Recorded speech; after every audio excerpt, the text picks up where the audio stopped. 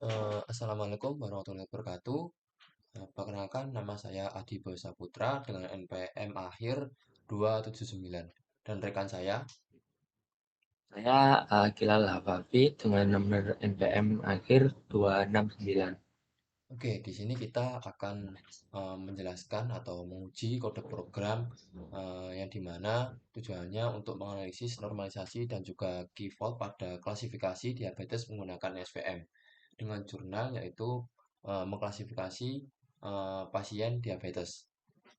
Oke, di dalam kode program ini dirancang untuk melakukan analisis komparatif dalam mengklasifikasi pasien diabetes menggunakan software vector machine. Nah, analisis utamanya itu untuk membandingkan pengaruh dua metode normalisasi data yaitu y-score dan juga min-max dan kita menambahkan kombinasi parameter terbaik yang dimana hasilnya akan dipakai nantinya pada model SVM berikut. Oke, yang pertama akan dijelaskan oleh teman saya, silakan. Oke, di kode program yang pertama ini hanya menampilkan sebuah judul saja, yaitu judulnya analisis normalisasi kebul pada klasifikasi diabetes penggunaan PSM ya. Lalu yang berikutnya, yang kedua ini ada import yang dimana import library pertama ini ada import Pandas untuk mengelola data kita dalam bentuk tabel, lalu ada 6 import nanti untuk perhitungan numerik yang efisien. Lalu ada matplotlib untuk membuat visualisasi yang agar lebih cantik aja memperindah visualisasinya. Dan yang terpenting bagi modul dari Sticklearn, sebuah pustaka machine learning yang menyiapkan model PSM, alat normalisasi seperti standar scalar dan min-max scalar, serta fungsi untuk membagi dan mengevaluasi data. Oke, lalu yang berikutnya, yang ketiga ini nanti user akan diminta untuk mengupload sebuah file dengan format CSV.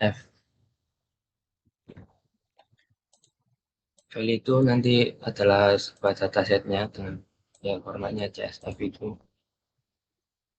Lalu berikutnya yang keempat, ini ada model VSM kita. Kita membuat objek CSV dengan nilai linear yang jadi kita mencoba mencari garis lurus terbaik untuk memisah data kita. Model ini kemudian dilatih menggunakan data pelatihan. Berikutnya ada evaluasi 80 banding 20,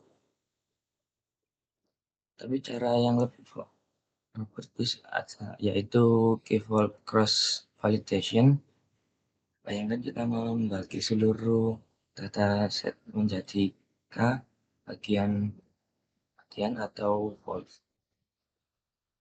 Untuk K misalnya 3, 5, atau 7, kita akan melatih model K kali. Setiap kali satu volt akan digunakan sebagai data pengujian dan sisanya sebagai data pelatihan. Ini diulang sampai volt pernah menjadi data penguji. Oke, untuk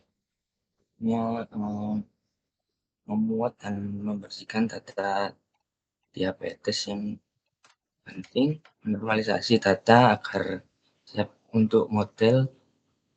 Penelitian model SVM ini mengukur akurasinya pada data pengujian dan yang terpenting melakukan keyword cross validation untuk mendapatkan evaluasi performa model yang lebih menyeluruh dan dapat diandalkan. Oke, fungsi keenam akan dijelaskan oleh teman saya. Oke, lalu kita akan masuk ke fungsi tambahan yaitu uji parameter C dan juga kernel. Nah, di sini tujuannya itu untuk melakukan pencarian terhadap parameter hyperparameter tuning maksudnya untuk menemukan kombinasi si kernel yang dimana nilai K pada key vault itu akan menghasilkan akurasi yang paling tertinggi. Nah, lalu langkah-langkahnya sendiri yaitu yang pertama ada paragrid. Nah, di sini kita mendefinisikan daftar kombinasi parameter yang akan kita uji. Nah, yaitu parameter regulasi SVM. Nah, nilai ini mengizinkan lebih banyak kesalahan klasifikasi. Nah, marginnya itu lebih lebih lebar dan nilai besarnya ini berusaha untuk mengklasifikasikan semuanya itu dengan benar. Nah, di sini juga ada kernel. Nah, dia ini menguji kernel linear dan RBF, radial basic function yang non linear. Nah, lalu kita akan masuk ke for, yaitu loop bersarang, nested loop, yang dimana loop ini terluar mengintegrasikan setiap kombinasi C dan kernel dari parameter tadi. Nah, di dalamnya sendiri kita mengiterasi setiap nilai dari K357. Nah, untuk setiap kombinasi model SVM baru itu dibuat dan dievaluasi menggunakan cross-file score. Lalu kita melakukan pencarian terbaik, melacak akurasi maksimum max SCC. Nah, yang dimana ini yang pernah kita temukan ya. Jika kombinasi saat ini itu menghasilkan akurasi maksimum yang lebih tinggi. Nah, maka kombinasi tersebut itu disimpan sebagai yang terbaik. Nah, fungsi ini tuh mengembalikan kamus yang berisi detail kombinasi terbaik, yaitu parameter dan akurasinya untuk normalisasi tersebut. Nah, lalu kita akan masuk ke eksekusi. Nah, yang dimana pada eksekusi ini tuh tujuannya untuk menjalankan semua fungsi evaluasi yang telah dibuat tadi ya, ya ada key vault dan juga min max. Lalu kita menambahkan parameter yaitu si kernel, linear dan juga RBF. Nah, kita memanggil fungsi SVM evaluate dan SVM evaluate extra min max scalar ini. Nah, di sini kita untuk kedua metode normalisasi yaitu y-score dan juga min-max. Nah, semua hasilnya itu disimpan dalam variabel result dan juga param. Nah, lalu di bagian 8 dan juga 9 ini merupakan printout rangkuman hasil rekomendasi yaitu key vault dan juga eh, z-score. Nah, yang dimana di sini mencetak rangkuman hasil dari evaluasi dasar fungsi SVM evaluate.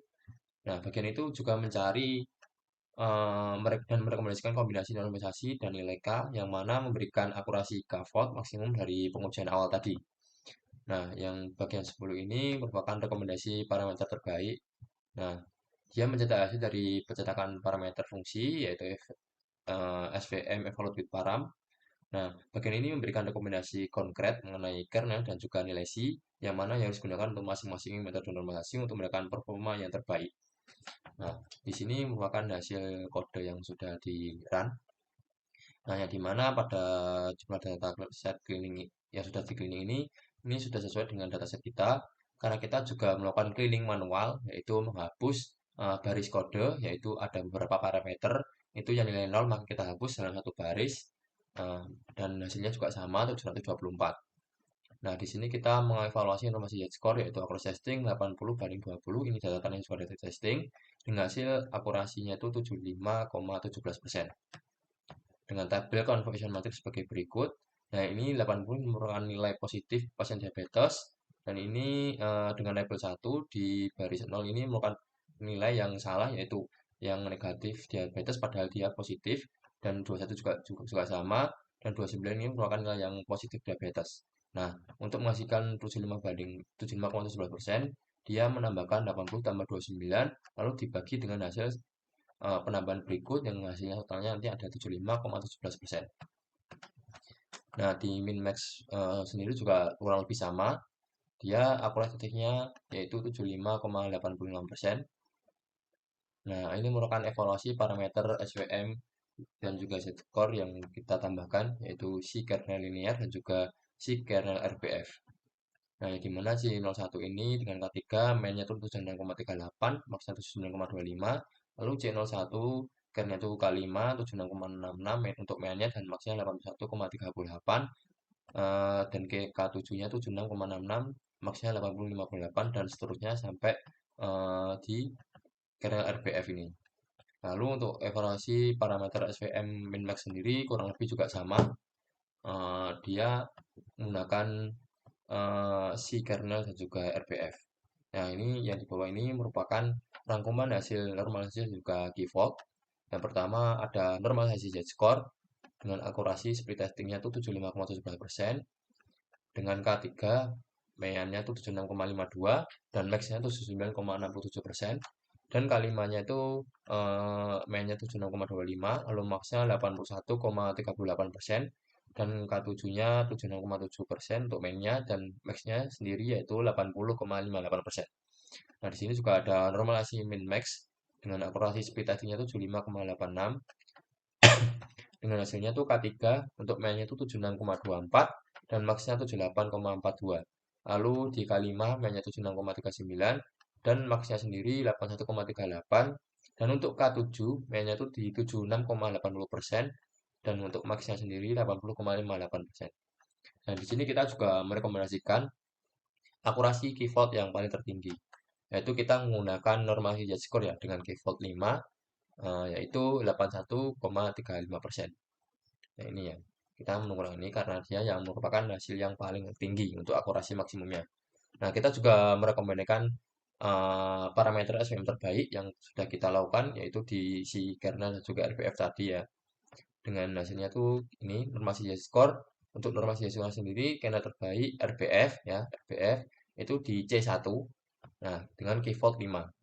Nah, di Z-score ya, berarti di sini. Nah, ini dengan eh, K5, nah itu dia hasilnya di 82,07. Nah, di sini akurasi maksimal juga 82,07 ya. Jadi dia memakai itu untuk kernel terbaiknya. Untuk bagian yang Z-score, kita merekomendasikan SVM-nya itu yang terbaik adalah itu. Lalu di sini juga ada normalisasi min max yang terbaik. Nah, dia menggunakan kernel terbaik C1 key vault 5. Nah, jadi akurasi maksimal itu 81,38%. Nah, jadi dia memakai yang ini. Nah, min-max dengan akurasi tertinggi 81,35%. Nah, di sini juga ini sama. Oke, mungkin cukup sekian presentasi untuk uji coba program dari kelompok 19 mengenai judul jurnal, yaitu mengklasifikasikan pasien diabetes menggunakan algoritma SVM. Apabila ada salah kata, kurang lebihnya mohon maaf. Mungkin cukup sekian presentasi dari kelompok 19. Wassalamualaikum warahmatullahi wabarakatuh. Sekian dan terima kasih.